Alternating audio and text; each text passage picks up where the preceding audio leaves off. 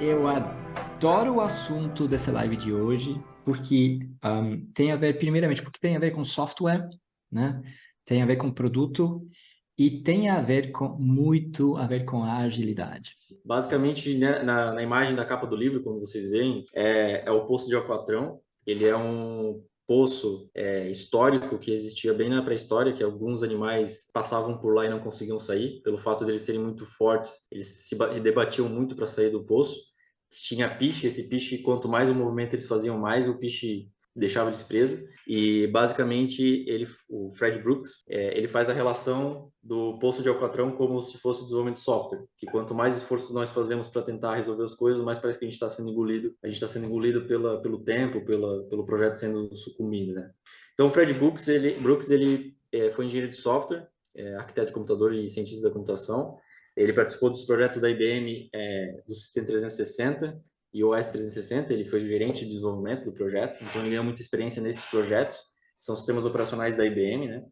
E ele também é o ganhador do prêmio Turing aí, seria o Nobel da ciência da computação, tá?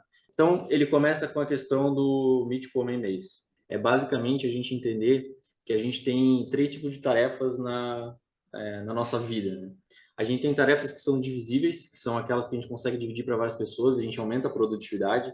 Tem tarefas que são indivisíveis, ou seja, é impossível a gente conseguir dividir para várias pessoas. Por exemplo, fazer um debug, às vezes, no sistema. Só que a nossa área que a gente trabalha, em software em si, e também tem outras áreas que têm essa característica, elas são tarefas que são divisíveis, só que ela tem inter-relações. O que acontece?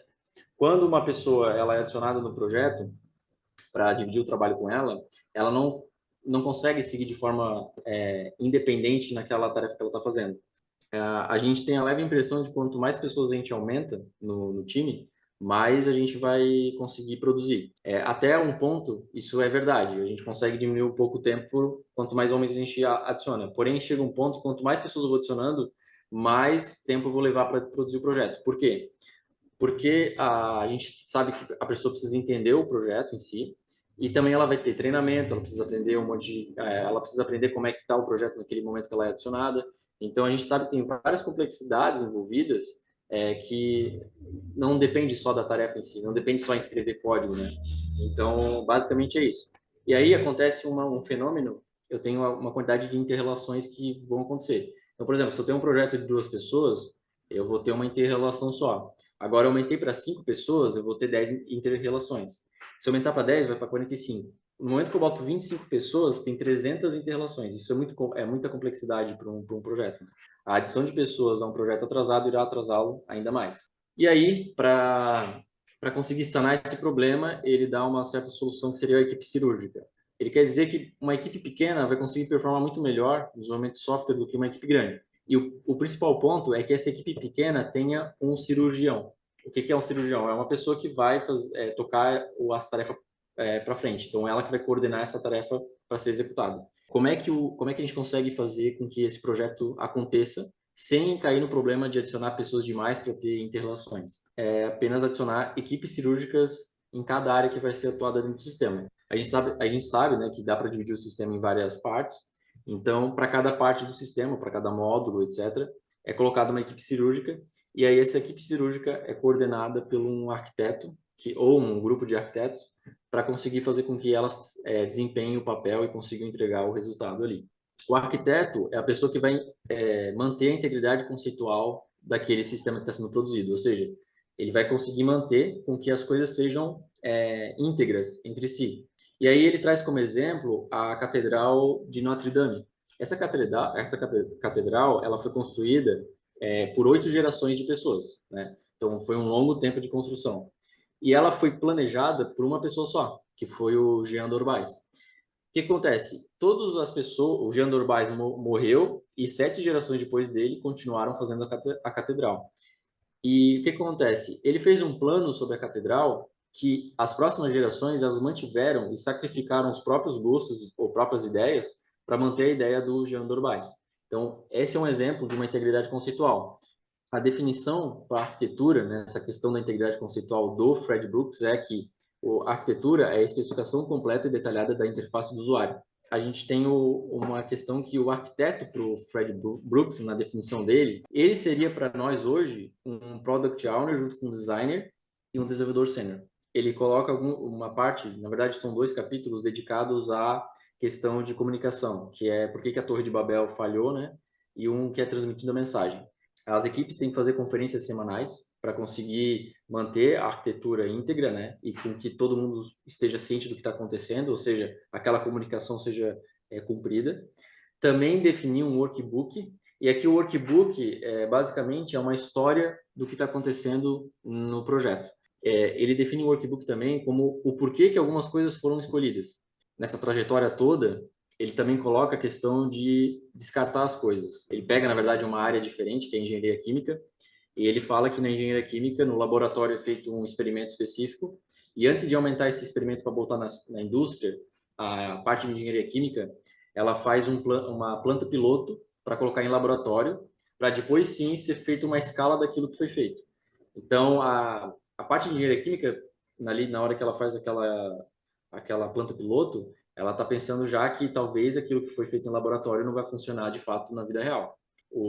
Ele define que a gente tem que ter o verbo descartar no nosso cotidiano. Por quê? Mesmo o melhor plano não é onisciente a ponto de ter tudo correto da primeira vez. E aí, basicamente, o que ele define é que a gente tem que aceitar a mudança. E para aceitar essa mudança, ele define algumas regrinhas para a gente poder conseguir, digamos assim, sustentar essa mudança, né? Então, o que ele coloca aqui como recomendação é planeje o sistema e a organização para mudar, para mudança, no caso, né? Então, aqui ele coloca que não existe bala de prata, então não há invenção que faça pela produtividade, confiabilidade e simplicidade do software o que os componentes eletrônicos, transistores e integração em larga escala fizeram pelo hardware de computadores. Então, jamais podemos esperar ver ganhos dobrarem a cada 2 anos. Ele define que existe uma essência do software, e essa essência do software é o que faz o software não ter uma forma de ter uma bala de prata que consiga resolver esses problemas específicos. O primeiro ponto é a complexidade. O problema é que o software ele não tem uma materialidade, né? Ele é um componente material. Tem também a questão da conformidade. Se eu quero um novo software, eu consigo pegar o software que já existe e fazer um novo software com ele. Isso cai na mutabilidade, que é basicamente o quê?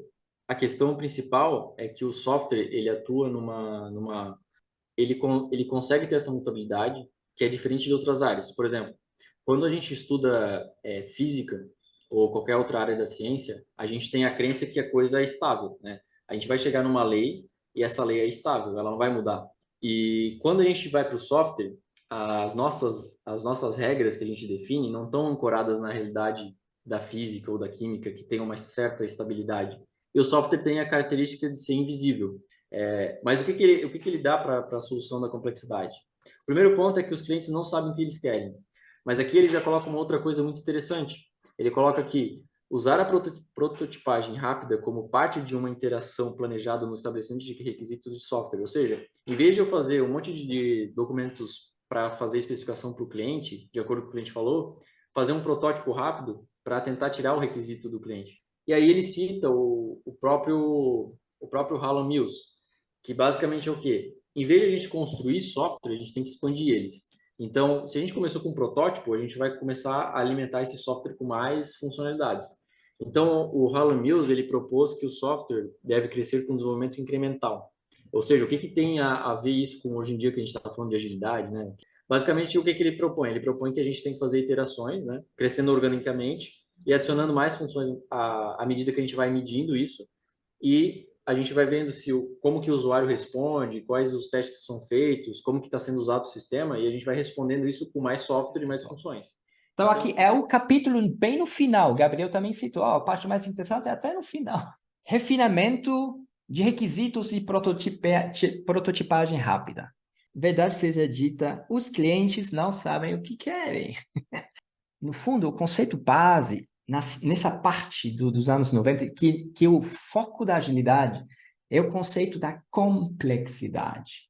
Complexidade. Então, ele fala, por exemplo, aqui, né, é realmente impossível, né, especificar de forma completa, precisa e corretamente os requisitos. É impossível. Então, esse pensamento tradicional é linear. eu quero ir de A até B. Eu faço um caminho, planejo, pronto. Complexidade significa você não sabe onde é B.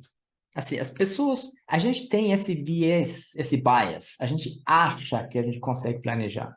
E geralmente, quando a gente tá olhando para trás, né, a gente fala assim, mas esse problema era óbvio. Mas é óbvio só depois, não é antes que é óbvio. O princípio da agilidade, que é mais ágil, ok, olha só isso aqui. Os melhores requisitos e os melhores designs emergem de equipes auto-organizáveis.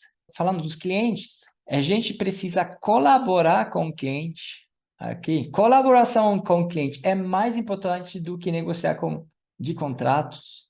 Você precisa essa importante interação com os clientes.